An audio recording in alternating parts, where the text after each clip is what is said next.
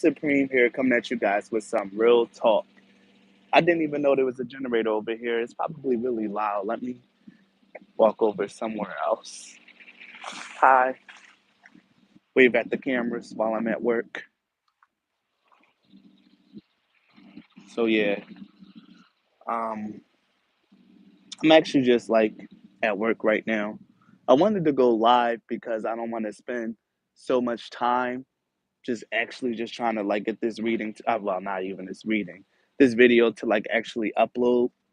When I do live videos, it's posted to YouTube so much faster. So even though no one might really be watching this, I'm mostly just doing this for the sake of like convenience, for the sake of my phone battery, because I do still have a couple more hours left at this shit.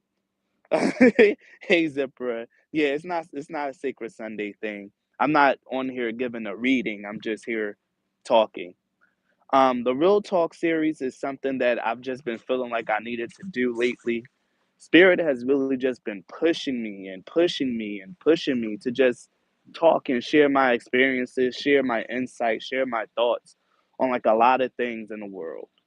Like, and not just get on here and like read cards and channel messages, but to also like share what I've learned through my life experience and through my spiritual walk so far. So the Real Talk series is just going to be me talking. Um, I might make most of them live. I might just start pre-recording these. I don't know, but I felt the unction, the urge, the nudge, you should say, to get on here and read. I'm I keep saying read. It's such a bad habit to get on here and talk, and so I'm just going to do it. Standing. Let me see if I can show you guys. Standing underneath the moonlight, got stars all around. It's a really beautiful night. So I just figured I talk to you guys. So I wanted to talk to you guys about the soulmate and twin flame journey, what I've come to understand about it, and things of that nature. As you guys probably may or may not know, hey Jennifer, as you guys may or may not know, like in a lot of my readings, and if this been showing up in your piles, you know exactly what I'm talking about. There's been this energy of like a soulmate or a twin flame energy just all up and through all up and through my readings. I know for a fact that it's relating to me as well, but I know like I'm not the only one because I had a couple people talk to me about receiving those signs, those same signs, and seeing it over and over again. So it's not just me. But this was really drawing me to like really talk a lot about like my experience and my journey when it comes to like love and the whole soulmate twin flame thing. I think that a lot of people nowadays like kind of have like this whole soulmate twin flame thing kind of wrong. It's a lot of people talking about loves, talking about twin flames, talking about soulmates from a more so broken perspective. I keep seeing 808 too. Okay, good, perfect. So like I said, it's not just me. But a lot of the times people view like the soulmate twin flame journey from a broken perspective. Like I've seen so many like readers say, "Oh, I'm stepping away from the twin flame thing. It's too toxic and yada yada yada." But it's definitely not that.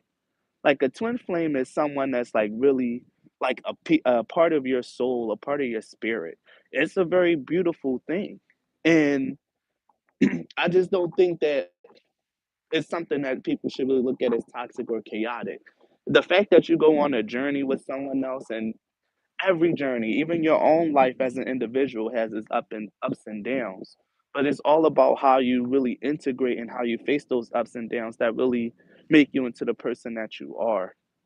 A lot of people say that the twin flame journey is all about like two people coming together, having really bad relations, and then having to separate and come back together. But it doesn't always have to be that way. And I really, honestly, truly don't believe that that's what it is.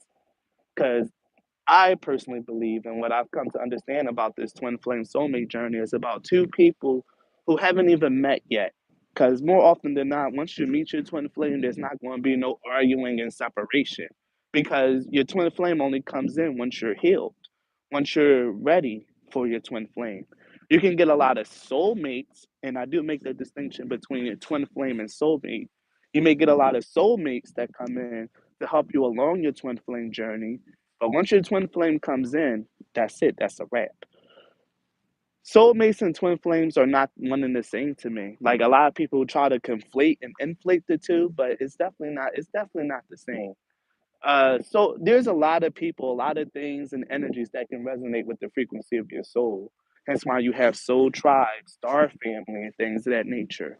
But a twin flame is really just a one thing. You only have one true counterpart, one true match, one true fragment of your soul, of your spirit that really resonates one and the same. So I really think a lot of the people who talk about this, they really conflate the two. And I think that's the biggest mistake that you can make on this journey. And why there's a lot of people that get a lot of confusion or feel like it might be toxic because they're trying to put their soulmates in the place of their twin flame. And that's just not how this works. Um, let me see. Let me see if I can find an example. Okay, perfect. Me and my ex fiance. Me and my ex fiance were soulmates. Like, we were definitely a soulmate. We had soul contracts, and I played the big part with me doing my own magic work because at the time I was practicing my magics and things of that nature. I actually binded our souls together and really, really strongly and really, really tightly because I was under the impression that he was the one, thinking that this was my twin flame, but really he was a soulmate. He came through at the one of the most lowest times in my life where I just completely given up on life. I completely given up on living. This was before I started my spiritual journey and my spiritual walk. He was the one that like actually he was a very important soulmate in my life because he was the one that actually jump started my spiritual path, my ex fiance, because I literally was giving up on life. I had no desire to live, and I was just really just gonna let life be what it was gonna be. Like, I just was felt like I was doomed and destined to just like struggle, to be poor, to be sad, to live in someone else's basement in the dark, tucked away and hated, and not really no don't really feel loved by anyone else. Until he came along, he pushed me forward, and I finally got in my head like, well, maybe I should give faith a try. Maybe I should try praying. Maybe I should try believing in something higher than myself. Maybe I should try worshiping, worshiping Father, worshiping God, and see how that changed my life. And lo and behold, it was because of him, because he was a church going man. He was a church going man, but he was also very highly intuitive as well. He was a little bit unorthodox in that regard because he was the one that got me into dream interpretation and doing prophetic messages and things of that nature. So he was a little unorthodox when it came to the church views.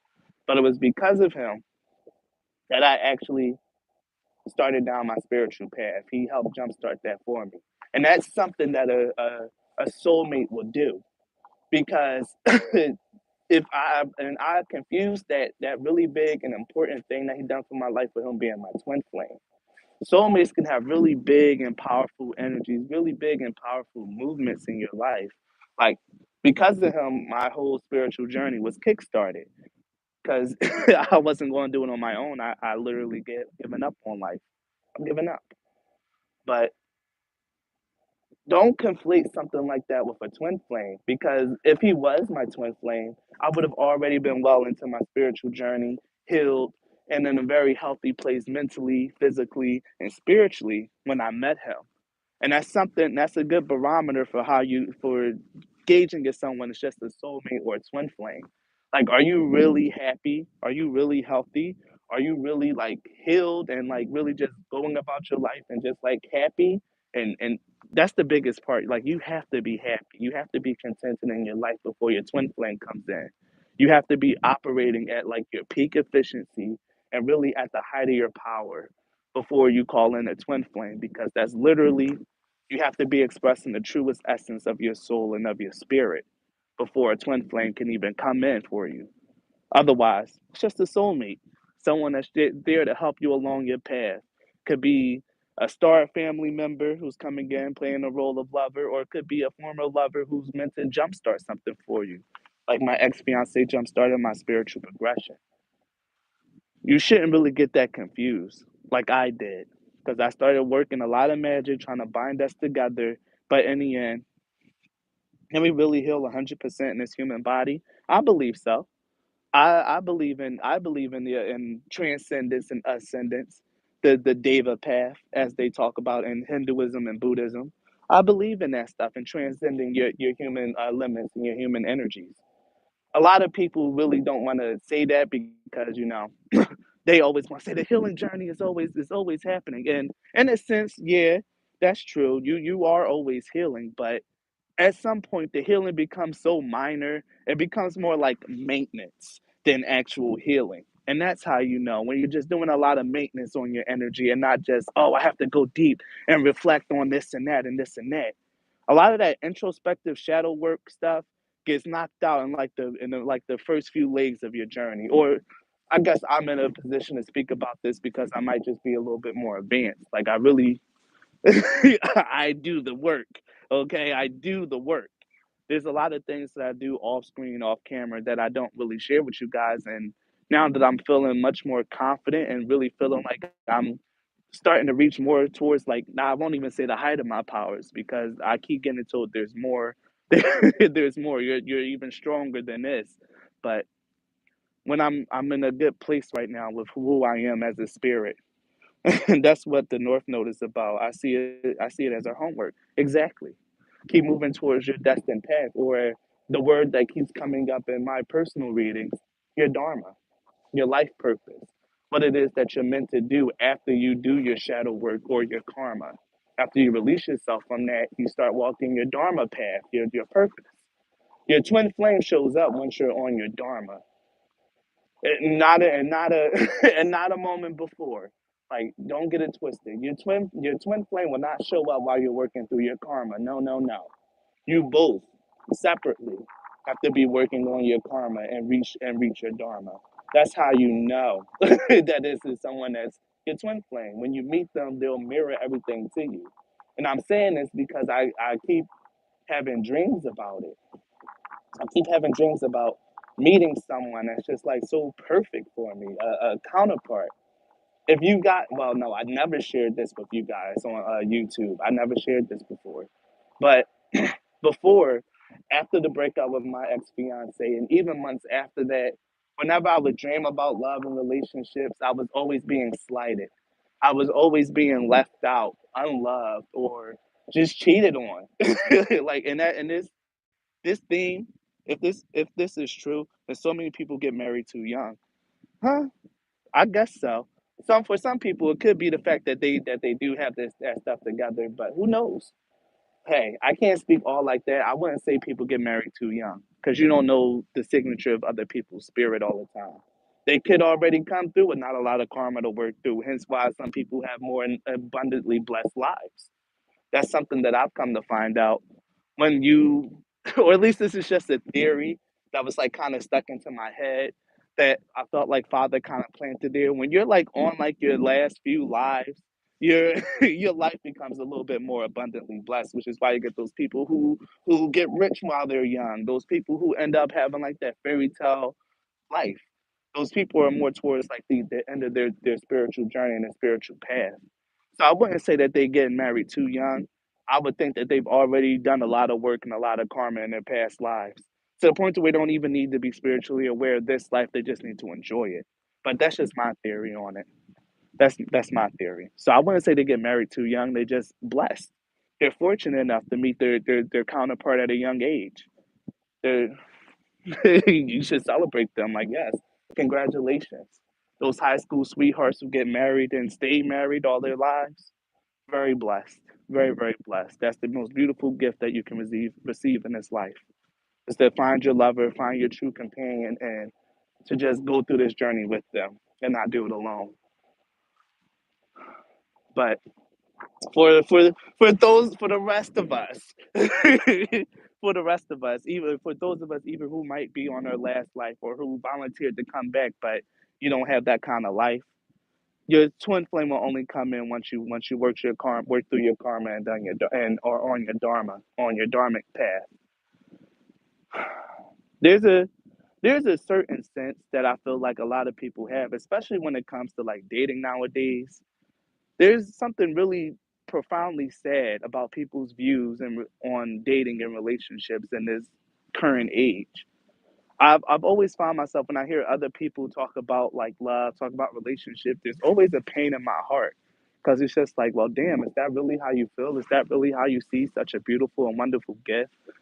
That they have to and it's this mindset where, oh, they got to be on my level. If I'm making six figures, then my partner got to make six figures, and da da da da da da. I'm like, if you keep looking at love as such a superficial and 3D thing, then you'll never find it. You'll always end up trying to find yourself in other people or find someone else to mirror back to you, and that's not going to happen because you need to be free of yourself. Working through your karma is really freeing yourself from the 3D expectation, not really allowing yourself to fall into the rat race, the trap, the superficial things.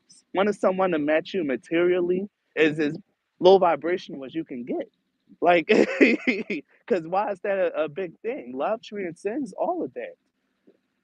If you out here and you want to date someone that's like within your tax bracket, you're not going to be appreciated if you really want yourself, if you really want to date yourself, then really ask yourself this: have you had time to date while you were out there building up your life? Did you have time to sit around and date other people because your face was so hard in the books, you was going hard in the paint trying to reach your goals and ambitions and do this and do that, that you forgotten or put love on the back burner? If that's what you want and that's the energy you're putting out, then you're going to get that mirror back to you. Someone who's working hard on their financial and their goals and who don't got time for love. So you don't really want that mirror back to you. You want someone that can compliment you. And I really find that this is like really a really tough thing to really impress upon like women, at least from my experience, because women really do have like that mindset where, especially successful women, where they just really feel like, no, my man can't make less than me. My man can't always depend on me for this and that. Well, why not? Why not? If this is someone that really loves and appreciates you, they're going to be very grateful that they've met you, that you're someone who can sit there and help them out, better them, and help push them this way and that way, or even show you a different way of life, which is what's really important. Like, okay, you really spend all your time and all your effort, like going hard in the paint, grinding, reaching your goals and ambitions. Now that you met me, how about we have some fun?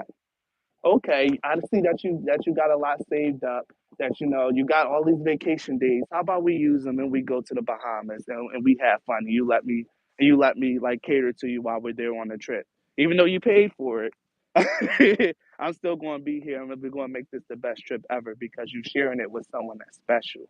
And that's the mindset that people need to have nowadays. It's about the experience and the memories and like the love. It's not about that low vibrational of, oh, this person gotta match my wallet, gotta be in my tax bracket, gotta have this, gotta have that. When you start putting such strong and strict 3D limitations on the love that you're gonna allow in, you're gonna miss out on your true lover. And which is why it's important that when you meet your twin flame, you're walking your dharma instead of your karma. Because as you're working through your karma, you reach a state of emptiness, that void, that da'at feeling, where everything just, where nothing really matters. Like you've done your thing, you're living your 3D existence, but your 3D existence isn't everything to you. I don't know how to explain that to the people who can't really conceptualize that. I'm just speaking from my soul and how I know to like say it. When you reach the point that nothing matters, where you're just completely at peace with everything that happens in your life, you strive and you want better, and you always push for better, but you know that better is going to be dictated by the divine. It's going to be dictated by your by your path, and it might not always look like what you expect, but you welcome it with open arms. Once you reach that place in your life, then you'll start calling in a twin flame. It's just, I hope what I'm saying is like actually making sense. I really hope what I'm saying is making sense. If not, then I'll take it upon you guys to like write some comments down once the video is posted, and we can like have a discussion. And you guys can talk amongst yourselves as well. But I really hope it's making sense. But the really big and most important thing is that twin flame and soulmate is not the same thing. One is definitely more higher and one is closer to your energy than the other. And that's just something that you guys like really have to understand. Check your expectations as well. It's okay to hold yourself into a high standard and want this and want that. But what if the person who's definitely meant for you is a cut below those standards that you set for yourself? Like that's something that I really have to like really understand as well. I have for the past couple months, I've been trying to find, and this is why I said this, I've been trying to find myself in other people. And that's a stupid fucking thing for me to do because I've always been different. I've always been on the fringe of society, on the fringe of culture. I've never really been in the mix. So trying to find someone that thinks like me is like the worst thing possible for me. But I had to really understand and come to a higher view of the world around me, of the people around me. There's a certain culture around dating, and even though I don't have to fit into it, I still have to understand that it's there and see how what I can do to work with where everyone is at. When we become spiritual and we start putting a high value on ourselves and things of that nature, it can be alienating and we can really push away a lot of prospects in that way. And even if those people aren't like promising prospects, it's still fun experiences that you could be having. One of the things that was coming into my head when I was like really thinking about this earlier was the whole Netflix and chill phenomenon, how people get so indignant nowadays when someone just wants you to come over and watch a movie and they're like, no, you need to take me on a real date. You need to go and pay money or we need to go on a walk in the park. I'm like, a walk in the park is free and so we're sitting home and watching Netflix. If you're worried about someone kind of touching on your body or something like that, then one, if it's really that big of a deal to you, bring protection. Get yourself a taser, okay? And if the person takes no for an answer, doesn't take no for an answer, tase them in the nuts and then run to your car. But the fact of the matter is, you might still just need to have those experiences to still just really go out and just like do these things. Because what's life without a little risk and a little fun? Now, I was really debating on whether or not I really wanted to say that, but I had to. I really had to. One thing you guys are going to learn through these real talks is that I have very spicy opinions, and I'm going to say, and I'm just done holding it back. I'm going to say what I'm going to say. There's nothing wrong with a Netflix and chill date. Like, there's no need for you to like really become so indignant to that because, one, the economy is shifting and changing, and a lot of people, I encountered this all through my dating life. A lot of people aren't willing to make that financial investment in someone they don't know. Like they're really not. It's not, and don't take it as a personal slight against you that they think that you're not worth it. They don't fucking know you. They don't know you. Okay? They don't know you enough to want to take you somewhere.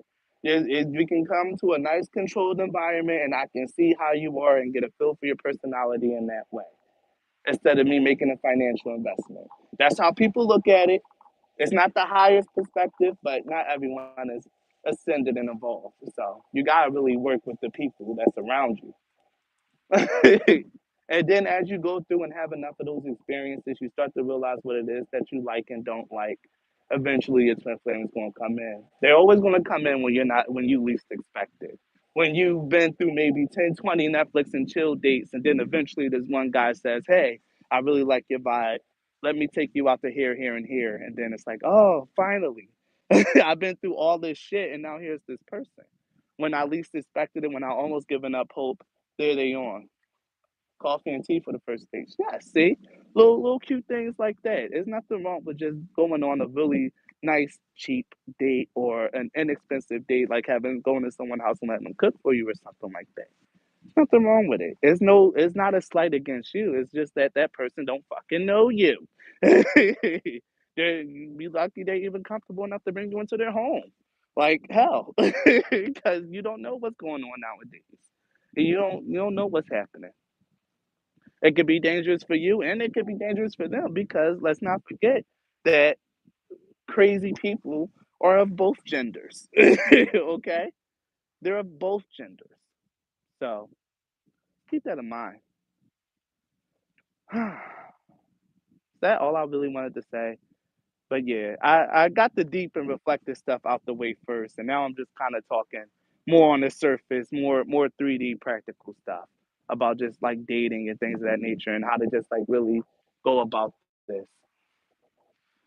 You don't need money to connect to someone else. I totally agree. It's probably even more real if you don't pay lots of money for a special experience. I agree.